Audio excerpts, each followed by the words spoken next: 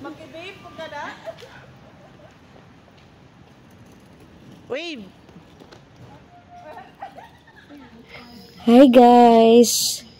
Naanami diri sa airport, and you know guys, once upon a time, this is just a dream. Now, it's coming true. So guys, this time, na-realize na ako nga, dili gyud ay imposible na mag-dream og isa ka butang, because kung para gyud sa imuha, magiging imo jud. So, when I was in grade 6, guys, one of the things that I wished was to travel abroad. So, while growing up, na-realize na ako na dili siguro ni meant for me. Kaya wala magi opportunity na nagaabot ba nga maka-abroad ko. Kasi, katong time gani nga, katong time na nag-graduate na ako college, ang number one jud na ako nihimo is nag-apply ko og work abroad. But sadly, wala siya nahitabo. So, I got employed locally o nagdugay po ko dito sa akong first job. Then, looking back sa akong mga dreams atong elementary days na ako, karon nga naa ko diri sa airport and waiting for my international flight, nakaingon jud ko nga kung para gyud ay sa imuha, para gyud sa imuha, ug kung para sa imuha, biskin unsa pa na kadugay, moabot gyud siya. And this is it guys, naga-check-in na mi para sa amo ang flight going to Manila.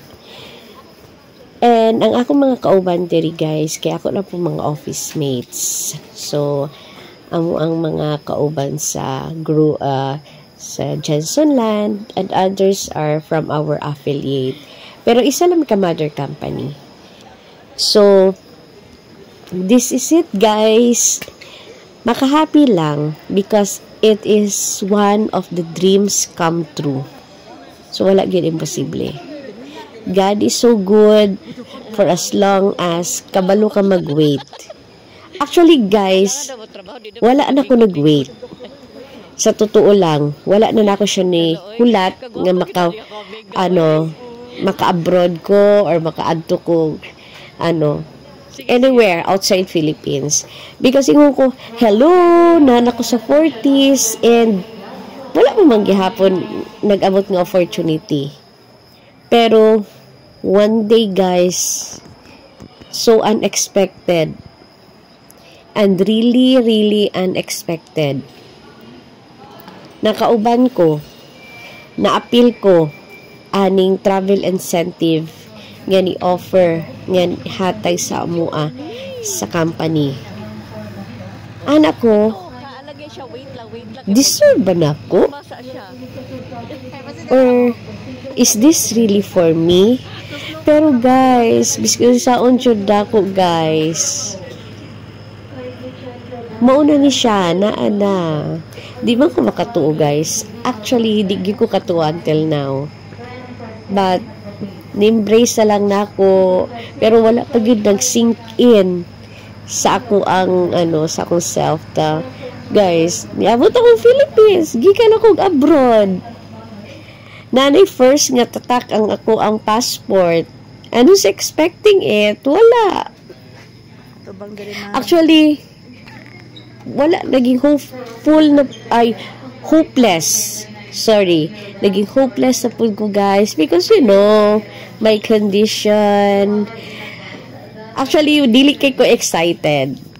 Yes, because sa gaduha-duhak mo, isa sa akong mga worries is, kaya na ako mag-travel abroad, na ako lang isa, nga wala akong husband.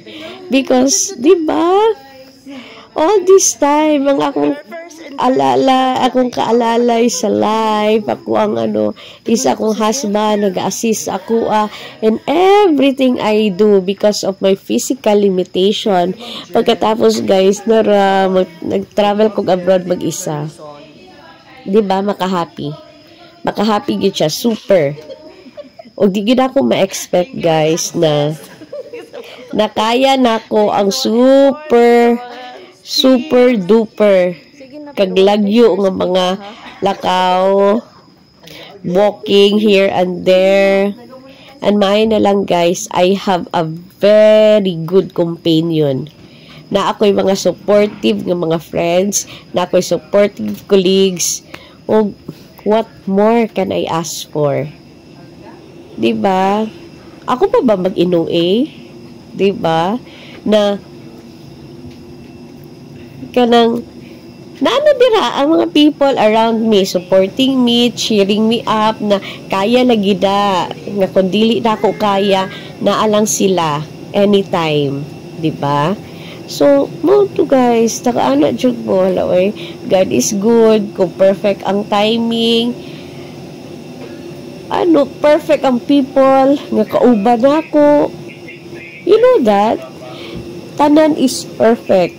Do naagi mga times na abi nimo di nimo kaya, pero kinaya talaga guys, as in ang among travel ani guys is almost 8 to 10 hours bago mi nakaabot sa among destination.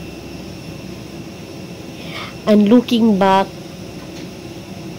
makaingon gihapon ko guys na halaoy nakaya ako, halaoy imposible kaayo, pero yes, nakauli ko guys, very safe and sound. And kabalo ka guys no, sa whole travel nag-enjoy ko with my companion, with my colleagues, nag-enjoy ko. Kabalo ka ana guys, kanang nag-travel ka, nakabalo ka na kay mga physical limitations, pero ang imong mga kauban is naadira, dili nila ginapa-feel sa imuha nga pabigat ka, dili nila ginapa-feel sa imuha na kanang hassle ka sa ilaha. Ang all this time sa travel na mo guys, isa lang gyud ang akong na-feel, na I am accepted. Oo, I am really accepted regardless of my physical limitation. Okay? Makaana gid ko kung hala no.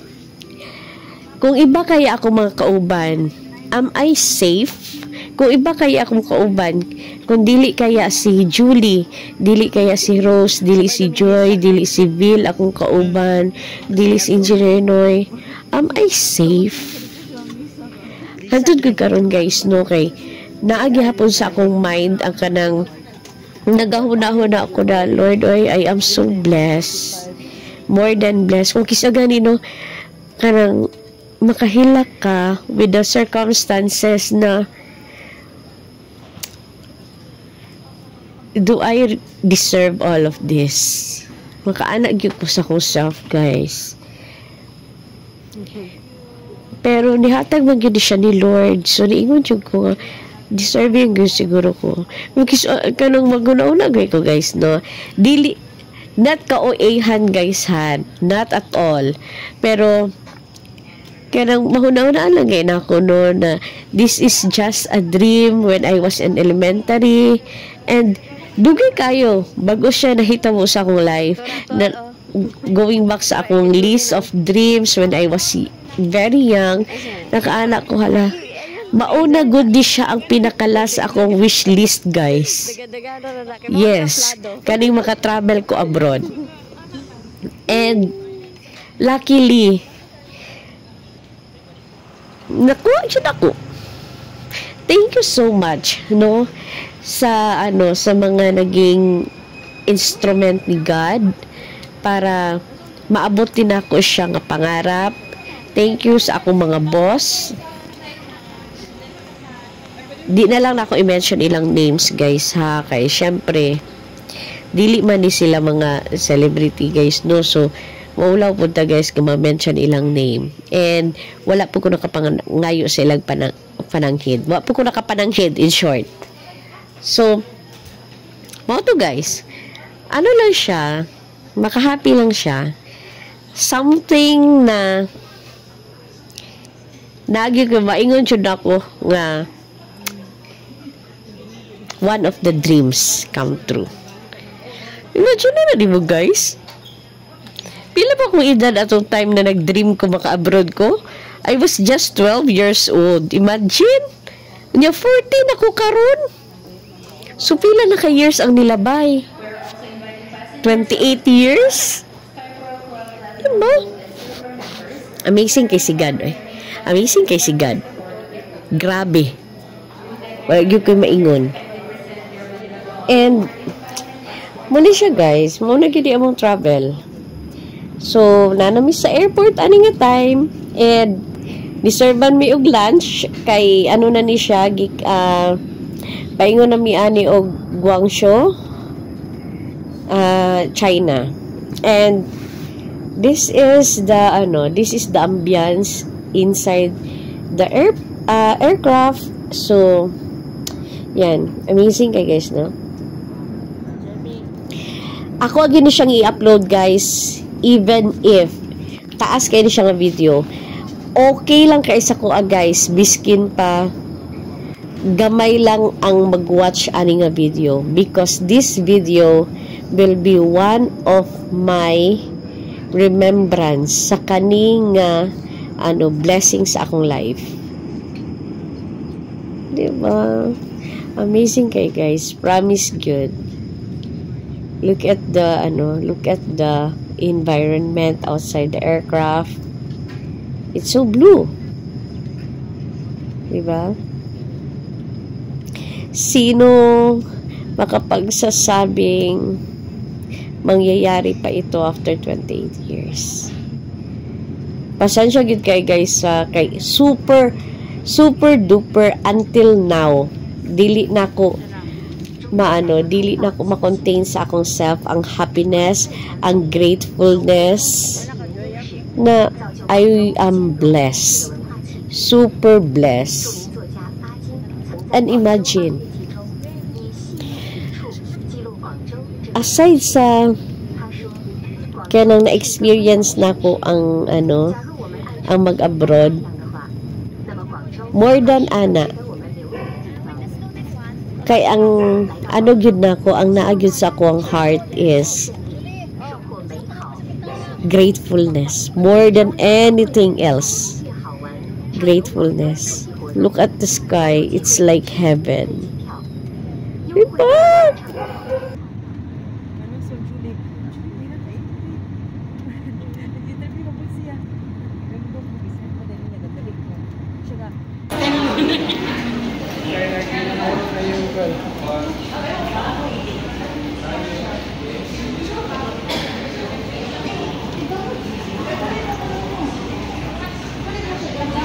We just arrived in China, guys.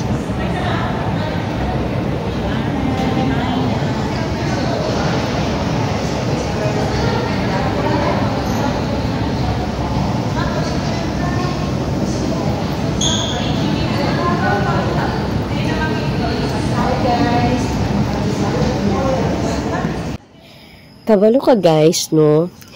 Limpyo kaayo ang China. Ug ang ilahang mga structures is super kay kanindot. Amazing. Anyway, wala man po ko laing nakita nga mga international airport, no?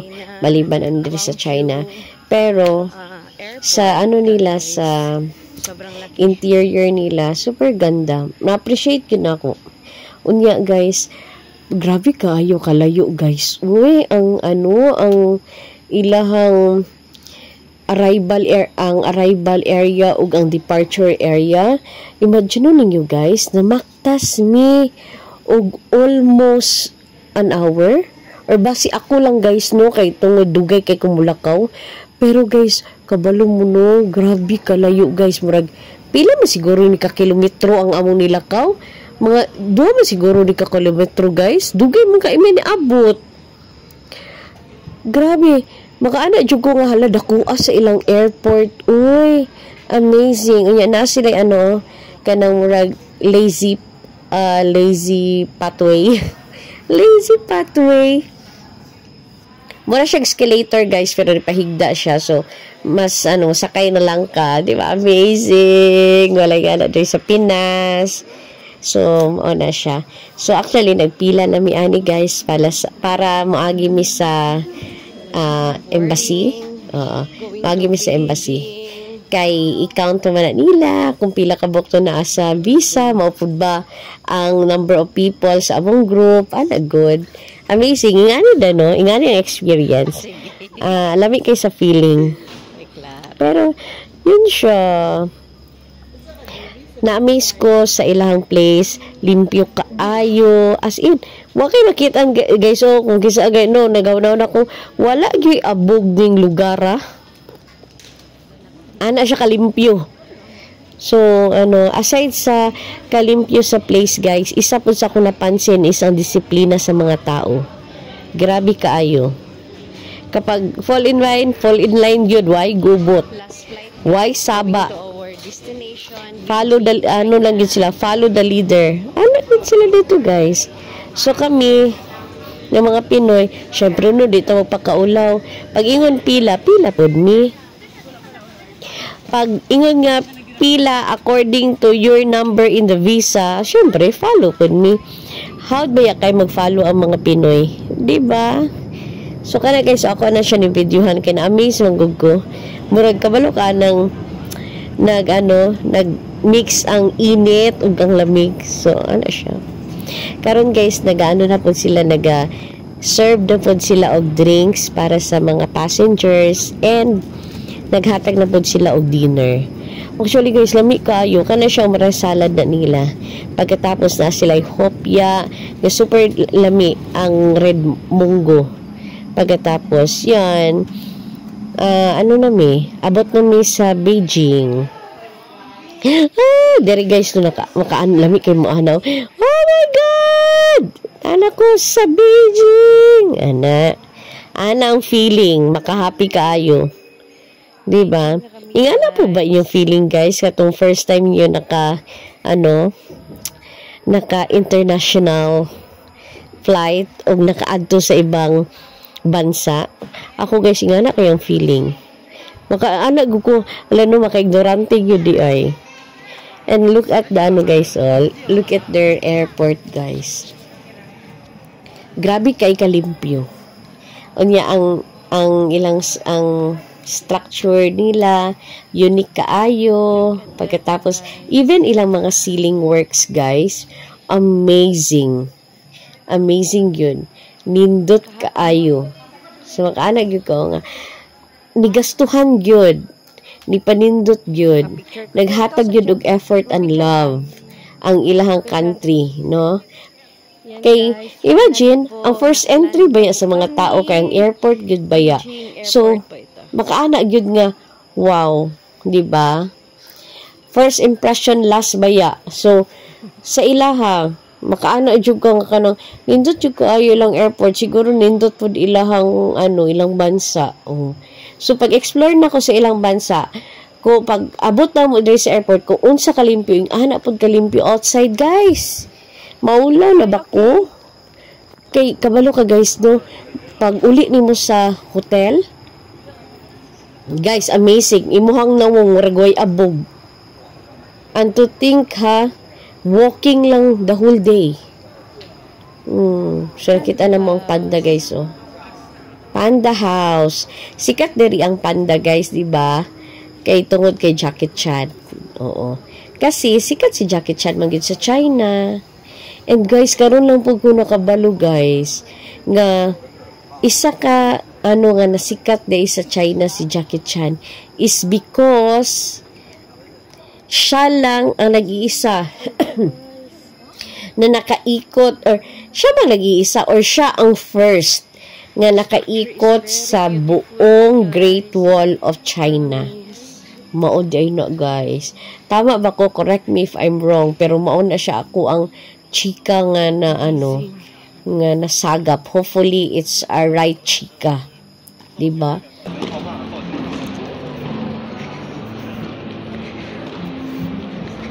But a lot of walking good guys, promise. Super. Ceiling works is very beautiful. Grabe, all glass. Guys, waiting for our luggages. Nalungkod sa kubilay. Sakit. Nagiging akong tiil.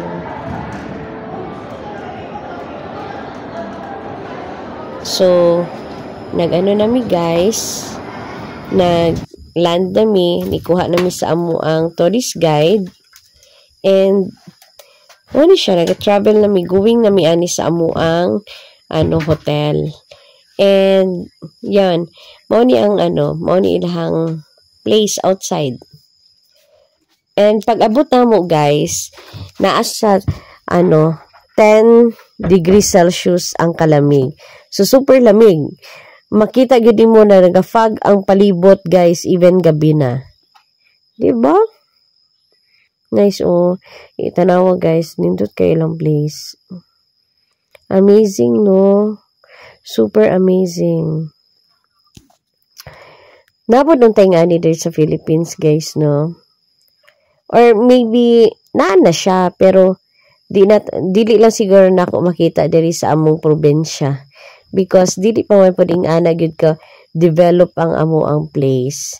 But we are going there. Okay? Siguro sa Manila, somehow, ingani na daghan nag-building.